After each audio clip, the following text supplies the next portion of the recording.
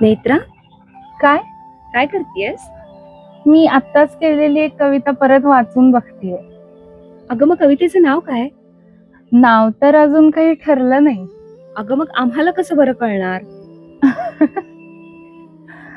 यावेळी आपण असं करूयात, या कवितेचं नाव आपण आपल्या प्रेक्षकांवरती सोपवूयात.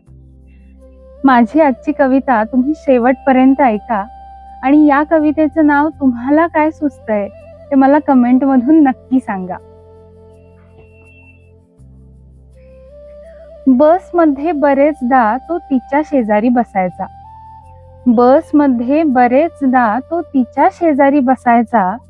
बोलायचा नाही एकही शब्द, पण बघून छान हसायचा. ओळख नव्हती, पाळख नव्हती, मैत्री सुद्धा नव्हती दोघात. चेहराही नीट पाहिला नव्हता, पण ओळखायचे एकमेकांना चार चौघात. योगायोगाने खूपदा त्याला तिच्या शेजारची जागा मिळायची. त्याला येताना बघून तीही हळूच आत सरकायची. बघून थोडं, हसून थोडं, पुन्हा नजरा वळायच्या. इतर प्रवाशांना मात्र त्यांच्या नजरा कळायच्या. उतरले आपल्या ठिकाणी की रमायचे विश्वात त्यांच्या. उतरले आपापल्या ठिकाणी की रमायचे विश्वात त्यांच्या. तसाही कुठे संबंध होता या दोन जीवांचा. संध्याकाळी बरेचदा दोघं बसमध्येच भेटायचे.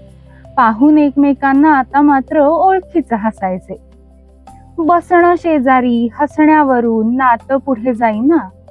तोंड देखली ओळख फक्त, मैत्री काही होईना. घर, पत्ता, नोकरी लांब, नावही माहीत नव्हती. बसची वेळ मात्र दोघांची एकमेकांना ठाऊक होती. एक दिवस तो तिला दिवसभर नाही दिसला. एक दिवस तो तिला दिवसभर नाही दिसला. तिला वाटलं कदाचित दुसऱ्या बसमध्ये चढला. मग काही तो तिला पुन्हा दिसला नाही. मग काही तो तिला पुन्हा दिसला नाही. तिला त्याच्याशी संपर्क सुद्धा साधता आला नाही. त्याने सोडलं गाव त्याचं, दूर गेला होता.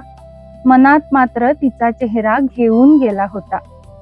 तिने पाहिली वाट खूप, पण काही नाही कळलं. आयुष्य मग एकमेकांचं त्यांच्या मार्गी वळलं. बसमधलं नातं असं बसमध्येच राहिलं. सहप्रवासी होते फक्त, नात्याला नाव द्यायचं राहिलं. आजची माझी कविता तुम्हाला कशी वाटतेय ते मला नक्की सांगा आणि नाव सुचवायला विसरू नका हं.